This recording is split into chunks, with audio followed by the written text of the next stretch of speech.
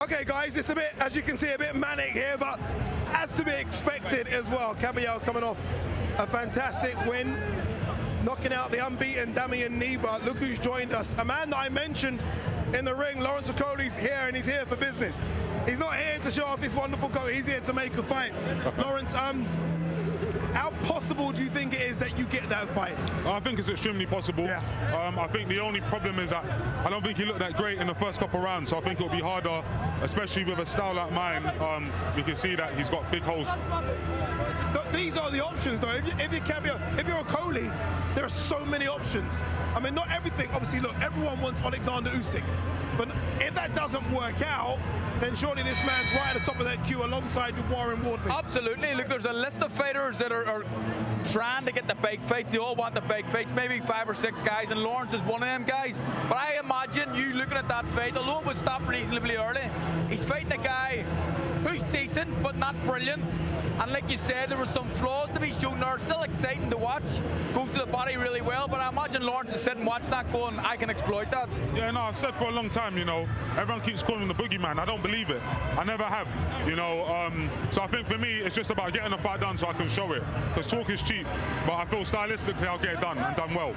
You've wanted this fight. Look, we've spoken privately. I know you've asked for this fight and wanted this fight for a long time. Yeah. Well, what is it about Kabayel? Because I look at it, and stylistically, he looks like a bit of a problem. You look at it and see something completely different. I'm telling you, whenever everyone calls me the boogeyman, I keep saying, I don't see it, you know. Obviously, listen, as I said, talk is cheap, but there's only one way to find out, and that's in the ring. But I do reckon that stylistically, the stuff he does well, I've got the perfect style to negate a lot of it, and I punch hard enough to hurt him badly. Can I ask you about the atmosphere here? I mean, just as a fan, I loved it. It was incredible. No, I loved it. I loved it. To be fair, listen, I've been in big stadiums, big occasions. I've been in hostile crowds. I've boxed in front of Poland, boxed in Bournemouth. For me, the experience that I have over someone like the guy who just boxed is night and day. Like this arena would actually motivate me, not just in the fight, in training, in all of it. Do you know what I mean? Because it'll be. I promise myself I'll never be part of someone else's story, except if I'm beating them. Is that something that excites you, Lawrence, coming to the Land's End, to take on an opponent like Kabayel, rather than doing it in London? Oh yeah, 100%. Listen, coming here, having them boo me into the ring and cheer me out is part of the thing. For me, I've been world champion twice. I was world champion for a number of years. I see myself as a world champion. That's the caliber that I operate at. So when I see these type of fighters, to me, they're just other fighters. I don't see them like how everyone else sees them. So let me get in the ring and do what I do. You've obviously come here, and I like it. You come off your own back to say, okay, no, I want to make this fight. I'm coming here. Has there been any conversation with Frank, with George? The main conversations are that they don't want it, honestly speaking. As I said, I've asked for this fight for a number of months, a number of times. His coach has come up to me personally and said, hard fight, good fighter, his management, etc. I get it, but I think it is at that point now. I'm #1 with the WBC, #1 contender, now in a final eliminator for the world title. I think the time to strike is now, because I want an entrant belt, because I can't ask for the Fury fights, I can't ask for the Tyson, for the Usyk fights without beating someone like Kabayel. Do you understand that everybody wants Usyk, so Kabayel is probably at the front of the queue, but if that fight can't be done, and it isn't Lawrence Okoli that he fights, is he swerving you then, Lawrence, if he chooses someone else? He boxes Usyk, hats off, claps, round of applause. Wish you best of luck. I want someone else to be a world champion other than Usyk. But if he doesn't have it, I'll be mortified if the WBC #1 doesn't get it done. Let's have a look back at that third round when he got the job done. The first couple of rounds, as you say, were kind of back and forth. You definitely gave the first round to Nieba. In round 3, this is when Kabayel started to do some good work, and I think we can see the gas tank of Nieba, the inexperience, sort of come to the fore. Yeah. No, 100%. Listen, I watched it. I told my management I actually thought that the guy was going to win the fight before the fight happened. It's only because, as I said, he hasn't trained for a 12-rounder, has barely trained for a 10-rounder. So he doesn't know how to manage his emotions, manage his gas tank. So he's doing really great work, but too much of it early. I feel like with someone like Kabayel, if you stay consistent, anyway, I could give away my game plan now, but I just think it's a matter of time before someone shows him. One thing he does have, Kabayel, is a gas tank, right? I think we've seen it. I mean, it's relentless, isn't it? He doesn't stop. He puts that front foot pressure. I love the way you're looking at this differently. No, don't see it. I say, mate, I feel like he's a nutritional fighter because he's got good feet, but he's now starting to believe the hype of boogeyman. He's starting to believe the hype of, yo, you get in there and you work the body. But as we saw against a guy who's not a particularly big puncher and not experienced, he's allowing shots to be landing, and I think that it's very different when a world-class puncher's hitting you.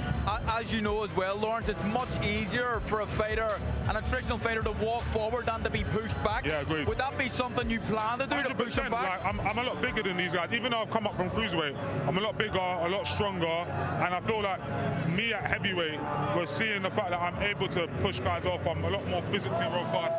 I can, you know, just be. It just feels different. So as I said, talk is cheap, but I want that spot. And don't give Tony Yoka the fight.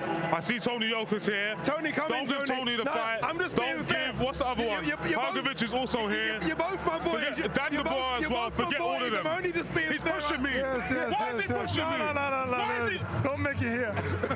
No, you know, I'm only being fair, Tony. I saw when you signed the paper to fight Kabayel. You've come here for this fight as well. Yes.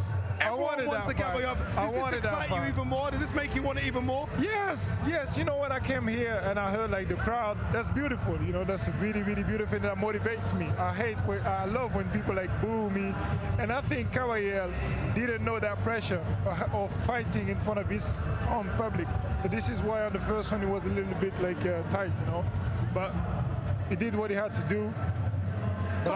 Carl, this is crazy, isn't it? I mean, not just those two, but you could line up about 10 or 15 heavyweights. Yeah.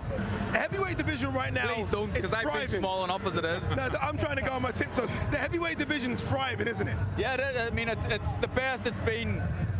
Well, maybe you go back to the days of Ali and Foreman, that's how good it is. There's so many top-level guys ready to fight each other. We had an era before this kind of era where the Klitschko's kind of dominating and just ruling the roost for a long time. But this is different. You've got a lot of guys who can beat each other.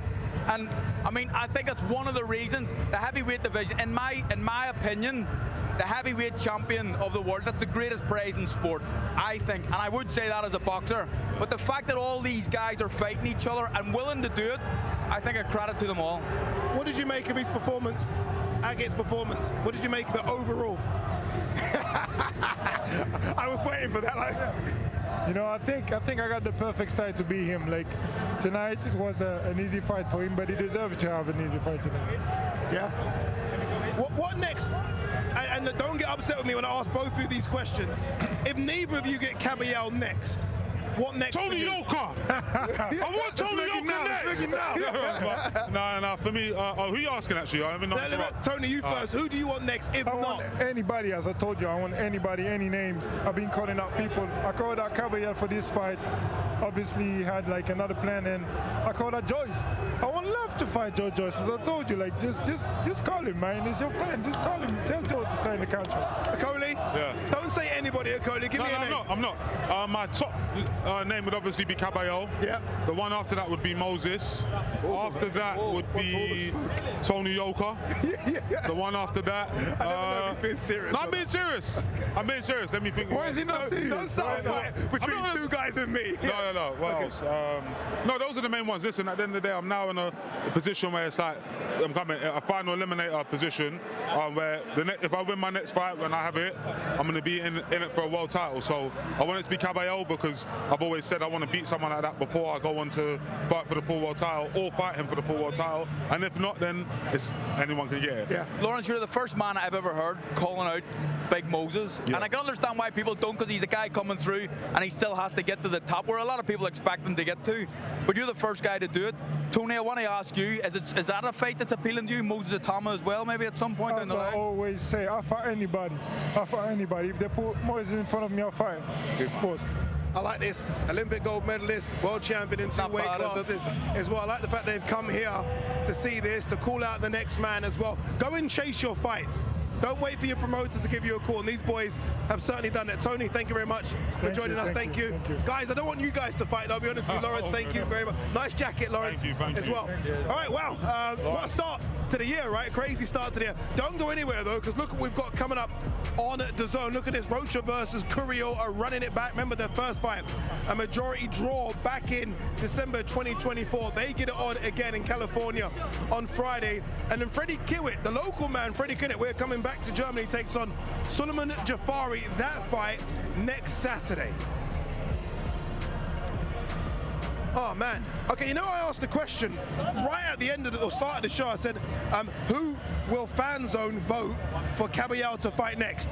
Here we go. There you go. Look at this. What we got? Alexander Usyk 50%, Daniel Dubois 27, Okoli fair play 15, Hrgovic 8.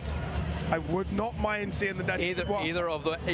Any of that. Either of them. And listen, fair play to the both boys. They're here. Yeah. They've showed up. They want to fight with Kabayel. Lumps, aren't they? How big are they? Unbelievable. When they're next to that, you really see the size of this guy. How do you think I feel? You know what I mean? I felt that the size as well. I think what was good for Kabayel to show the world was the arena, the noise, and the bums on seats. He's now put himself as a draw in the heavyweight division. And it's only going to get better. Like, when everybody that was here tonight will want to come again. Everybody that was watching on TV will want to be at the next event. So they can't do it, and next door has to be a massive one outside. Yeah. And George Warren admitted it, that they kind of misjudged things, and if they realized how popular Kabayel was going to be, they would have went somewhere bigger. I mean, the way this was tonight, it wouldn't surprise me if Kabayel puts 50,000 in the stadium in his next fight. I think he can. As we close, George said in the ring, you heard me ask him, and sometimes it's emotions, isn't it? It's right now, but he said that's the best atmosphere he's ever experienced, and he's been ringside to quite a few.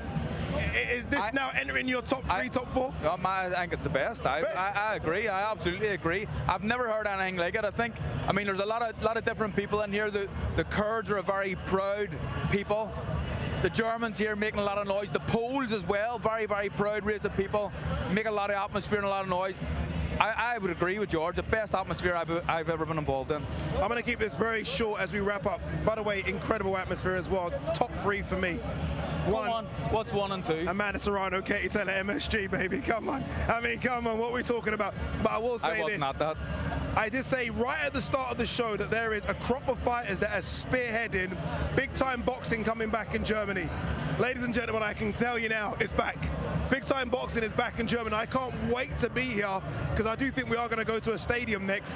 Agit Kabayel has arrived, people, and I can't wait for all of you to appear next on DAZN, where Kabayel potentially fights Alexander Usyk for a world title. That would be something special. From myself, from Carl, from all the team, we'll see you on the next one. Not a bad start to the new year, is it?